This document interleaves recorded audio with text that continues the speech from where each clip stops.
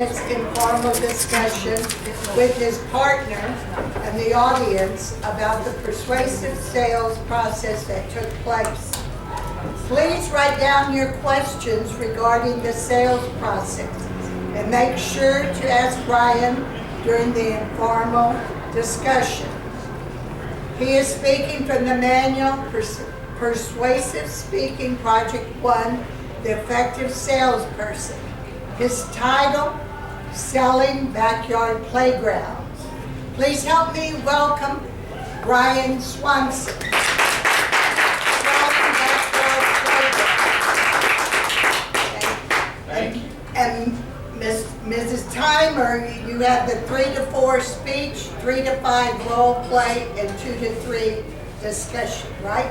Right. Thank you. Thank you. Good evening, fellow Toastmasters and guests. Have you ever walked into a Best Buy and been overloaded with information from the salespeople? You go in for a simple question, you want to find something out, and then you're overloaded with so much technical information because they are houses of information that you just roll back asleep wondering, why did I even come in here? Because now I have no idea what I'm supposed to do because your need was not met. Has that ever happened to anybody here? Information overload from a salesperson. Maybe once or twice. Okay, a second scenario would be that you go into maybe another retail location, let's say an REI, and you're going to pick up a backpack.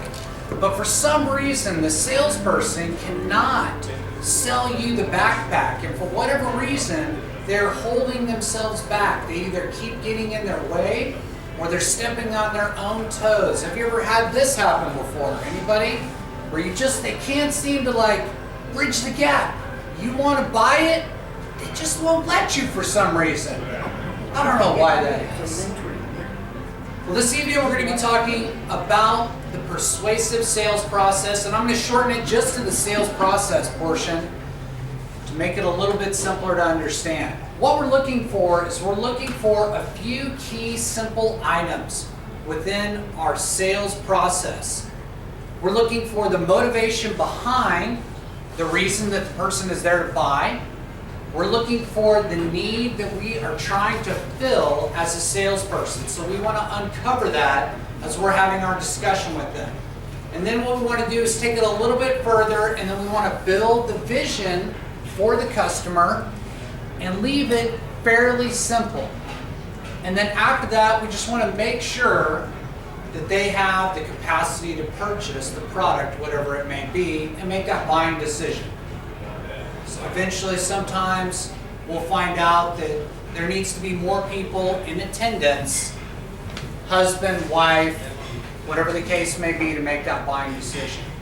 Now, some of these questions, as we're uncovering them in a role play scenario, which I'll be doing with a fellow Toastmaster, Al, here shortly, the great and wonderful Al, it should be entertaining for all, is that these questions that I uncover and the way that I go about it are indirect and direct. Now, what do I mean by that? Is that sometimes there's a very direct process that happens in the sales or with salespeople. Is that, hi, my name's Bryan, this is my product, and this is the price. And then that's kind of it. It's a very direct process that we're dealing with there.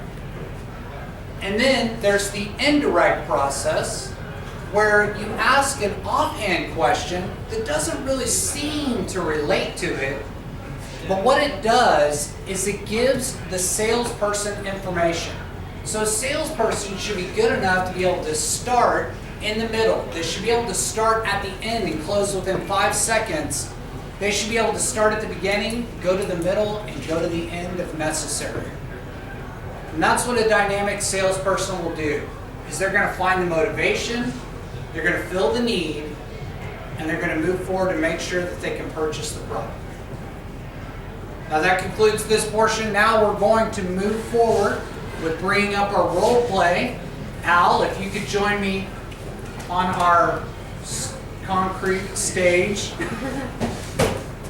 Oh, wow, that's like a square dance. All right. Now our scenario here, and I'm gonna give you all the scenario while they're figuring out the timing, is that we're selling backyard playgrounds. So that's what I'm gonna be selling. And Al is a grandparent looking for his grandchildren. And this is where he's gonna come in inside the door, and then all the playground equipment is actually outside. So we're gonna go outside, which is gonna be facing all of y'all. So, We're outside. come on in. Thank you. Okay. Quite a variety here. Yeah? You must be here for my famous sweet tea. I don't know where that is or what. Well, here- I'm from Toastmasters. Oh, you are? No problem. You must know all about tea. Let me get you a glass. Okay. I'll get some of that good sweet tea myself. Was it a little too sweet? Too much whiskey in it. Oh, I got the wrong pitcher. I'm so sorry. Let me get the one out of the fridge. Oh, you gonna deal with the whiskey? I'll deal with it. That's perfect. But can you This deal guy's with gonna my- be an easy sell. Can you deal with my problems? You see, I have one grandchild, terrible Trent of the Tundra. And it looks like maybe these things are not durable enough for him.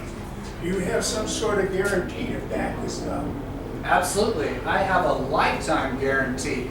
Now, what is can you say the word again? Terrible Trent of the Tundra. Okay, and that I'm not going to be able to formulate very well, but he's a rambunctious one, I gather. Sends shivers down my back. Oh yeah? He really puts his body into it when he gets into it, huh? My wife hides the furniture when he comes to the home. She move it outside?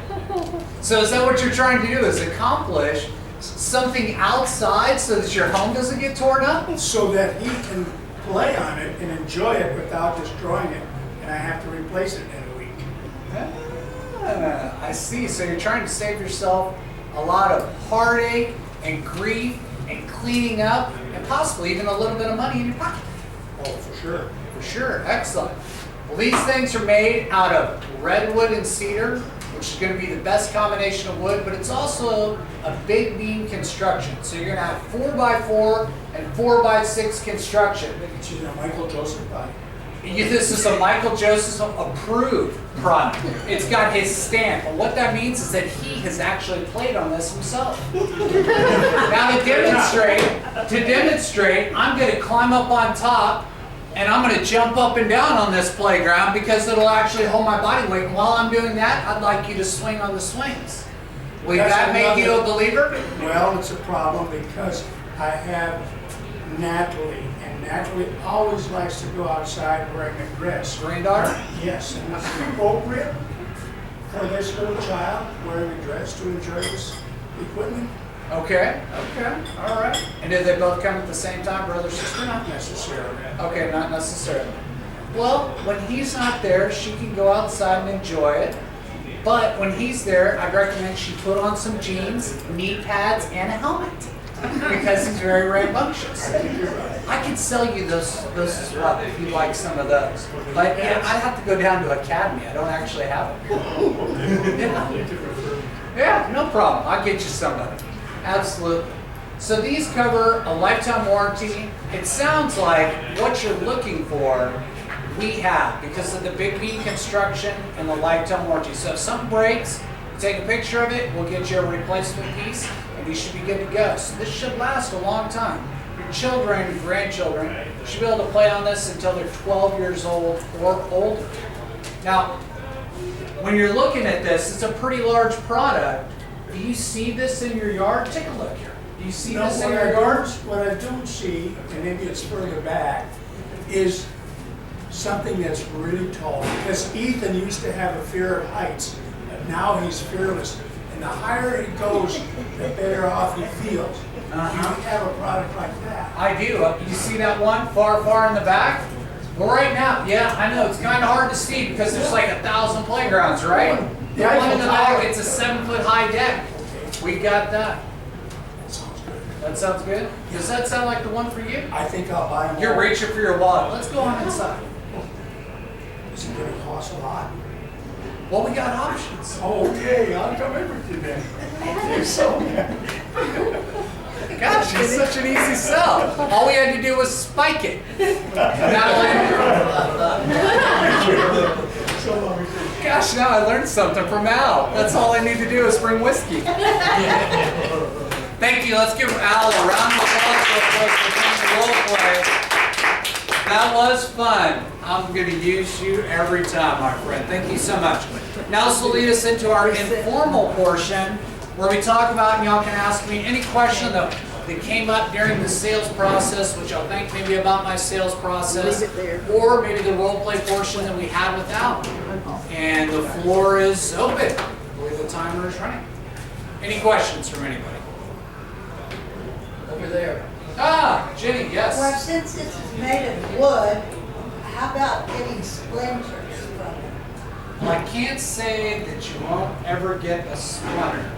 But redwood and cedar tend not to splinter as much as you might find within a pine play set. So on our play sets, they're less likely to splinter. And you see this fine finish? This is what you're going to find throughout the product. So it shouldn't be a problem. I'm not going to say you'll never get a splinter.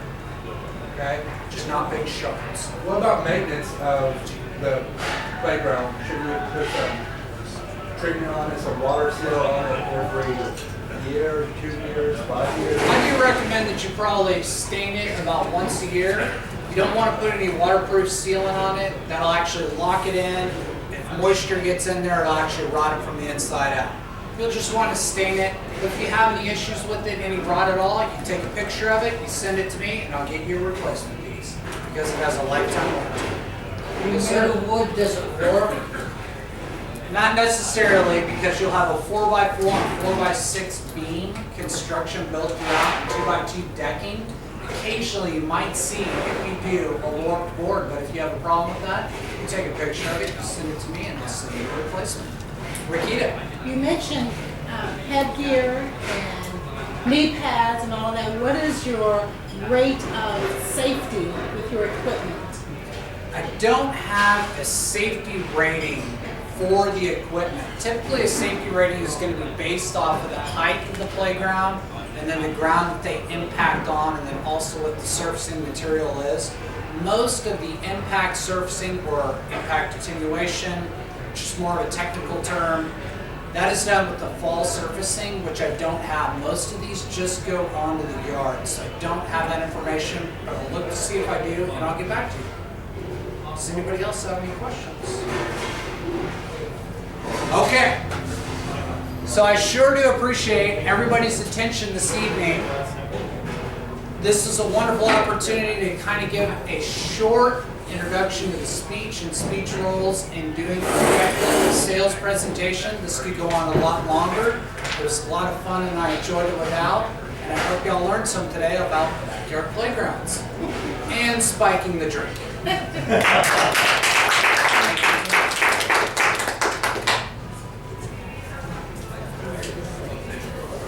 At this time, we will do our